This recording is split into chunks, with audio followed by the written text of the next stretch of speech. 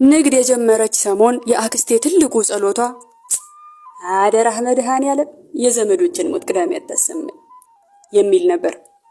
ከዘመዶቿም ሆነ ከወዳጆቿ በጠና የታመመ ሰው ካለ የጣመውን ሰርታ ሄዳ ትጠይቀውና እንደተመለሰች በረጅሙ ተንፍሳ አይድል እናንተ የሰውዬ ይህን ሰንበት ላይ ወጣው አይል አደራህ መድኃኔዓለም መጠሪያውም እንደሆነ ወይ አርቡን ወይ እሑዱን ውሰደው ትላለች። አንዴ እንዲሁ የአባቷ ያክስት ልጅ በጠና መታመሙ ተነገራት። ዘመዶቿ ሐሙስ ማታ ተሰብስበው መጡና እና ሄደን እንጠይቀው እንጂ ብለው እንድትዘጋጅ ነግረዋት ሄዱ። አርብ ዕለት የሚዘጋጀውን አዘጋጅታ ወደ በሽተኛው አገር ተከትላቸው ሄደችና ማታ እግሯ ውሃ ቋጥሮ እየተንሰፈሰፈች መጣች። በሽተኛው እንዴት ነው ታተይ ስላት እሱ ምን አባቱ ይሆናል እኔን አረጋገፈኝ እንጂ ሽማቅራሪ ቅጅልኝ አለችኝ። እየቀዳሁላት ምኑን እንደታመመ ብጠይቃት ምኑን አውቄው የሳምባ ምች ነው ይላል ፈፋ ለፈፋ ድዱን ሲያሰጣ አግኝቶት ይሆናል እንጂ የሽማቅራሪ ድገሚ ብላ ሁለተኛውን ብርጭቆ ጨልጣ እዚያው መደቡ ላይ እንደ ሕፃን ልጅ ተኛች። ቅዳሜ ጠዋት ስትነሳ ግን እግሯ እንኳን ገበያ ግብር ውሃ እንዳያስወጣት ሆኖ ቆሳስሎ ነበር። ሳትወድ በግዷ ቤት በመዋሏ ቀኑን ሙሉ ምን ነገ ሂጅ ባየው ኑሮ እናንተ ባወራው ቅዳሜ ደፍቶኛል እያለች ስትብከነከን ነበር። ይህ በሆነ በሳምንቱ አርብ ማታውን አንዷ ዘመዷ መጣችና ከደጃፍ ቆማ አት የመልፊያ ደናሽና መሽሽ አለቻት። አክስቴ አቋቋሟ አላምራት ብሎ ዚያር መስጀን ደናሽና መሽሽ ብትላት ኧረ እኔስ ደህና ነኝ በሽተኛው ቁርጥ ብሶበት ውሏል አሉ እንጂ ዛሬ ያድር ብለው ነው አለቻት በስጋት። አክስቴ ልቧ ውርድ እያለ ወይኔ ወረቴ ስትል ሰማኋት። ሌሊት በተገላበጠች ቁጥር አደራህን ሚካኤል አባቴ ነገና ውሎ ባይሆን የቀረኝን ሸቀጥ ላቃለሁ እያለች ነበር። አጠባብ ላይ ግን መርዶ አልቀረላትም። አጥላሷን እየለበሰች ስታልጎመጉም ትሰማኝ ነበር። አንተስ 2 ቀን አፈር አለበስከኝ አይል እኔ ደግሞ 1 ቀን ላልብሰህ እንጂ ተበልቼ እናንተ ተበልቼ 9ኛ ክፍልን ለመማር ዶርም ተከራይቼ ማርቆስ ስገባ ለብቻሽ እንዳትፈሪ ተብዬ ታጫውት ከምትባል ልጅ ጋር ደባል ሆኜ ነበር። ታጫውት ማጅራቷ ትራስ በነካ ቅጽበት ማንኮራፋት ስለምትጀምር አብዛኛውን ከትምህርት ውጭ ያለውን ሰዓት ግቢ ውስጥ ያለው ፀሐይ መሞቂያ ድንጋይ ላይ ተቀምጬ ነበር የማሳልፈው። በዚህም የተነሳ አለቅጥ ጠቁሬ ፊቴ የሌላ ሰው የተቀረው ሰውነቴ ደግሞ የሌላ ሰው ይመስል ነበር። ከትምህርት ተለቀን ወደ ዶርም ስንሄድ ታጫውት አርጎ የደከመኝ ትናንትና አለቅጥ አመሸሁ መሰል ስንት ሰዓት ነው የተኛሁ ግን አለችኝ። 2:15 ሲል ነው የተኛሽ አልኳት። ዛሬ ቁሜ መሄድ የራሱ እኔ ሆኜ ነው አለችኝ።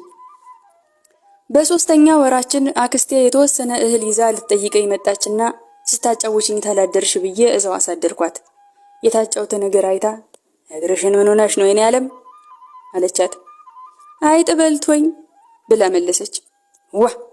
እንዴት እንዲህ አባጥሎ እስቲበላሽ ምን እያረግሽ ነው ብትላት ታጫውት እያፈረች ተኝቼ አልሰማው ብዬ አለቻት። አክስቴ ገርሟት እዚህ ላይ መንቃትሽ ተመስገን ነው እንጂ ብትል ታጫውት እኔ ነቅቼ እኮ አይደለም ታባ ድምጡን ሰምታው ቀስቅሳይ ነው አለች።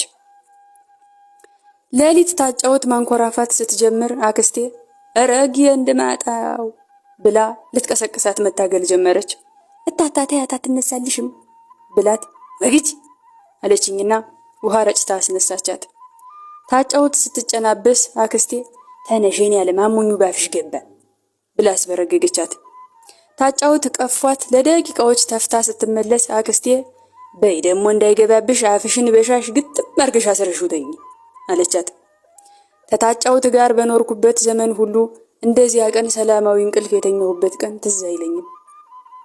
አንድ ሰሞን እኛ መንደር ከብት እየሸጠ መሳሪያ ያልታጠቀ ገበሬ አልነበረም። መሳሪያ የሌለው አባወራ እጅግ የተናቀ ነበር። ታዲያ ሀገሬው ሁሉ ብረት ታጥቆ ሲያበቃ አልሞላለት ብሎ ጀሌ እንደሆነ የቀረው ጎረቤታችን አየነጋ ብቻ ነበር። ያለው ገዝቶ ሲይዝ የሌለው በብድር ነጋ ብቻ ቀረ ክምር ሲደረድር ተብሎም ነበር። ኋላ በብድርም በምንም ያለችውን አንቀፋቅፎ አንድ ቆመ ጠብቀኝ ገዛ። ለክፋቱ ደግሞ እርሱ አልፎለት ብረት ሲታጠቅ ፍጅቱም ምኑም ረግቦ ስለነበር ወታደር ታልሞተ በስተቀር ጥይት አይተኮስም ነበር።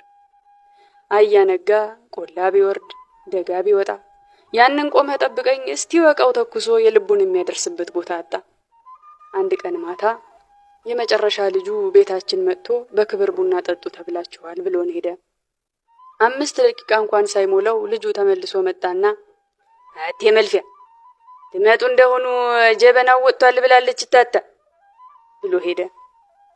እንግዲህ በአገራችን ሰው ቡናም ሆነ ድግስ ሲጠራ ረሃብተኛ ላለመባል 20ም 30ም ደቂቃ አርፍዶ መሄድ የተለመደ ነው።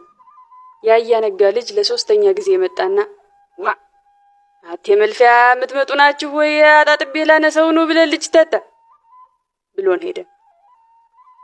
አክስቴ አረ መጣን ብላ መለሰችው። ካፍታ ቆይታ በኋላ አያነጋ አንድ ጥይት ሞቅ አድርጎ ተኮሰ። አክስቴ አረ እናንተ የተኩሶ ያልጠገበ ገበሬ የክምሬና መድሳ ያረገው እንሂድ ተነሱ ብላ ተነሳች። አያነጋ ቤት ስንደርስ ቁመ ጠብቀኙን እየወለወለ ዋ አቴ መልፊያ ያለ ቅርጽት ቆዩብኝ ጊዜ እኮ ነው መተኮሴ አለ። አክስቴ አፈሙዙን በጎን እያየች ወይ ነጋ ለ2 መለኪያ ቡና ብለህ የ150 ብር ጥይት ውሃ ታስበላ የወልኝልህ ብላው ተቀመጠች። በነጋታው አክስቴ አይጥ ታጠፋልኛለች ብላ በደህና ጊዜ ያሳደገቻት ድመት ከገበያ ስትመለስ ደጃፍ ላይ ድፍት ብላ አገኘቻት። አገላብጣ ብታያት ሆዷ ስር የክላሽ ጥይት አገኘች። አያነጋ ሲጠየቅ ስጋ ይዛብኝ ሩጣ አስደነግጣለሁ ብዬ ስተኩስ ነው ያገኘኋት ብሎ አስተባበለ። ይህ በሆነ በ15ኛው ቀን ደግሞ እንዲሁ የጥይት ድምጽ ሰምተን ብንወጣ አክስቴ ለዓመት በዓል አሰፍታ አጥባ ያሰጣችው ቀሚስ በተሰጣበት ተቀዶ ሲጨስ ተገኘ። አያነጋ እየተቅለሰለሰ ረግ አቴ መልፊያ አደራሽ ይቅርበይ ኢላማ እየተለማመድኩ እዚያ ዘንዳ ያለውን ካባ ፈረስኩ ስለይል ሲላት አክስቴ ትክት ብሏት ነጋ አናትህ ይፍረስ አናትህ እንዲያ እንደካቡ ፍርስ ሲበል አለችው። ከዚያ ወዲህ እንዲህ እያለች ትመርቀን ነበር። ተኩሶት አልጠገበ ገበሬ ይሰውራችሁ። ተኩሶ ያልጠገበ ገበሬና አዲስ ሙሽራ እረፍት የለው።